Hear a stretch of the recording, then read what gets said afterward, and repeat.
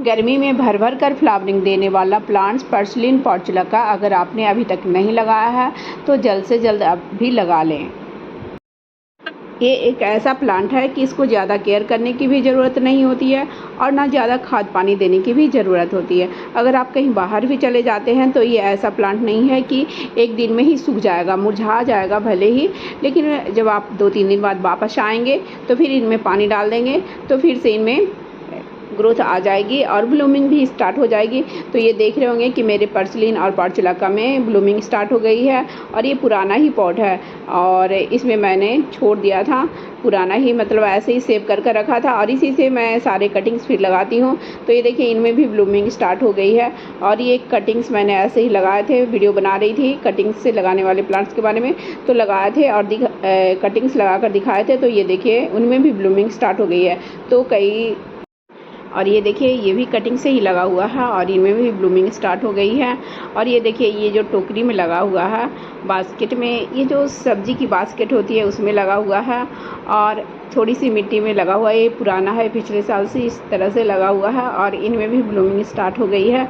तो इससे आप एक छोटा सा कटिंग ले लें और आप कई पॉट तैयार कर सकते हैं। बस एक कटिंग से आप ना जाने कितने पॉट तैयार कर सकते हैं। तो सबसे पहले तो आप इसके लिए मिट्टी तैयार कर रख लें और ये देखिए मैंने मिट्टी तैयार कर रख लिया है।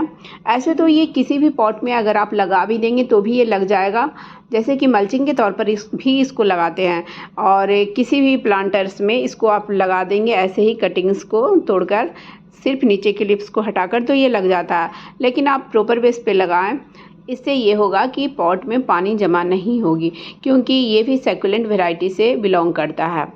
तो आप जब भी लगाएं तो वेल्डेन सॉइल बनाएं, यानी कि जब भी आप इसके लिए सॉइल मीडिया तैयार करें तो उसमें सैंड ज़रूर मिलाएं। जैसे कि अगर आप न्यू गार्डन सॉइल ले रहे हों तो उसमें कम से कम 20% सैंड मिला लें और 10% कंपोस्ट मिला लें। कंपोस्ट में आप किचन वेस्ट कंपोस्ट या वर्मी कंपोस्ट या गोबर की खाद थोड़ी सी ले सकते हैं। जैसे ऐसे हम कोई भी प्लांट्स की कटिंग लगाते हैं तो उसमें कंपोस्ट नहीं डालते हैं, लेकिन इसमें कंपोस्ट हम लोग इसलिए डालते हैं क्योंकि जब इसको एक बार लगा लेते हैं तो फिर इसको गुड़ाई करने में बनती नहीं है और कंपोस्ट देने में बनती नहीं है। बाद में हम सिर्फ लिक्विड फर्टिलाइज़र डाल सकते हैं या स्टार्टिंग में हल्की फुल्की गुड़ाई कर वर्मी कंपोस्ट वगैरह डाल सकते हैं। लेकिन अगर इसको आप इस तरह का सॉइल मीडिया बनाकर पर्सिलिन के कटिंग्स लगाएंगे तो कटिंग्स इसके ख़राब नहीं होते हैं जल्दी। अगर आपने 10-15 कटिंग्स लगाए उसमें से 1-2 कटिंग्स ख़राब हो गए तो हो सकता है, लेकिन ऐसे जल्दी ख़राब नहीं होते। सिर्फ पानी का ख्याल रखना पड़ता है और लगाने के बाद कैसी जगह पे रखनी चाहिए, तो इन सब के बारे में हम बाद में बात करते हैं। तो जितना हम सॉइल में दबाते हैं उतना तक का नीचे का जो लिप्स है उन सभी को हटा दें, उसके बाद इसमें लगा दें। और जैसे आपने लगाया और ये बड़ी है तो इस तरह से कट कर दें और फिर वो जो कटिंग बचा है उसके भी नीचे के लिप्स को हटा दें इधर से इस तरह से, और उसके बाद फिर से इस कटिंग्स को लगा दें। तो छोटे छोटे कटिंग्स भी अगर आप इसमें लगाएंगे तो ग्रो हो जाते हैं। और वो सॉइल मीडिया भी आप ले सकते हैं जिसमें कि 1-2 महीने पहले आपने कोई प्लांट्स लगाया था और उसमें अच्छे से कंपोस्ट वगैरह डाला था, तो अभी उसमें लगाएंगे कटिंग्स तो इजी से लग जाएंगे, उसमें बिना कुछ कंपोस्ट वगैरह दिए हुए भी। तो उस तरह के भी मीडिया में आप लगा सकते हैं इसको। और कटिंग्स को लगाने के लिए जैसे कि आप या तो सॉइल को गीला कर लें, मतलब कि पहले उसमें पानी डाल दें, या बिना पानी डाले भी आप लगा सकते हैं। तो मैं तो ऐसे ही लगा रही हूँ और बाद में पानी डालूँगी। तो आप जैसा भी चाहे वैसे लगा सकते हैं, गीला कर भी या सूखा में ही लगा दें। तो बड़े बड़े कटिंग्स इस तरह से लगाएं और सीजर की सहायता से फिर उसको कट कर फिर उसमें लगा लें। और इधर की जो वीडियो है मैं जब लगा रही थी तो अंधेरा हो गया था, तो थोड़ी धुंधलापन है वीडियो में, तो प्लीज़ इग्नोर करें।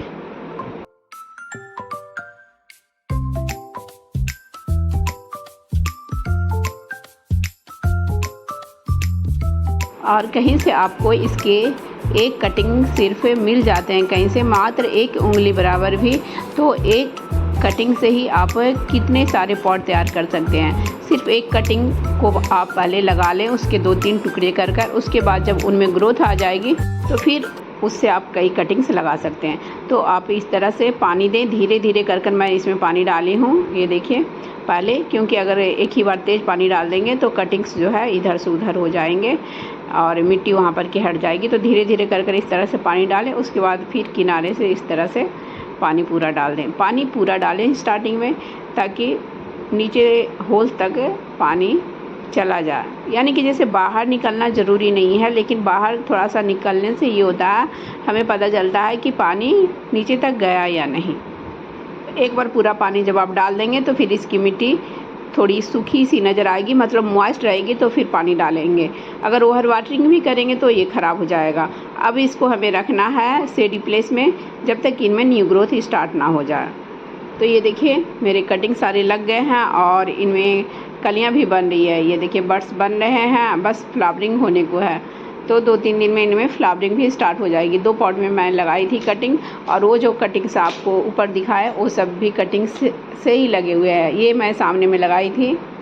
ये देखिए जो हमने कटिंग्स लगाए थे इतने बड़े बड़े हो गए हैं कि फिर से इसके कटिंग्स को हम लगा सकते हैं। तो सिर्फ एक कटिंग्स भी अगर आपको कहीं से मिल जाता है तो आप ले आए और उससे कई सारे पॉट आप तैयार कर लें, और इनमें बहुत दिनों तक अभी फ्लावरिंग होगी। पूरी गर्मी पूरी बरसात इनमें फ्लावरिंग होती रहती है। जब खूब बारिश होती है उस दिन फ्लावरिंग होती है, तो इसके फ्लावर्स जल्दी बारिश से ख़राब हो जाती है। सिर्फ ये ठंड के दिनों में डॉर्मेंसी में चला जाता है। इसको आप छोटे छोटे पॉट में भी लगाकर अपने बालकनी में भी सजा सकते हैं, और इसको बहुत ज़्यादा केयर करने की भी ज़रूरत नहीं होती है। सिर्फ इसको मतलब धूप अच्छी चाहिए। 5-6 घंटे की धूप अगर मिल जाती है, 4 घंटे की भी धूप अगर मिल जाती है, तो ये प्लांट अच्छे से चल जाता है। लेकिन अगर आप इसको फुल सनलाइट में रखते हैं तो ये प्लांट और अच्छे से चलता है, और इनमें और ज़्यादा से ज़्यादा फ्लावरिंग होती है। और बीच बीच में इसमें आप सिर्फ लिक्विड फर्टिलाइज़र डालते रहें, जैसे कि केले के छिलके का लिक्विड फर्टिलाइज़र हो, या सरसों खली का लिक्विड फर्टिलाइज़र बनाकर डाल सकते हैं, या किचन से निकलने वाले वेस्टेज जैसे कि प्याज के छिलके का लिक्विड फर्टिलाइज़र बनाकर डालते रहेंगे, तो ये प्लांट अच्छे से चलता रहेगा। बहुत ज़्यादा फर्टिलाइज़र देने की भी इसको ज़रूरत नहीं पड़ती है। इसको ही देख लीजिए, इसके कटिंग्स मैं इसमें पहले ही लगा दी थी। ये रोज़ प्लांट लगा हुआ है और इसमें सिर्फ एक कटिंग इसका लगा हुआ।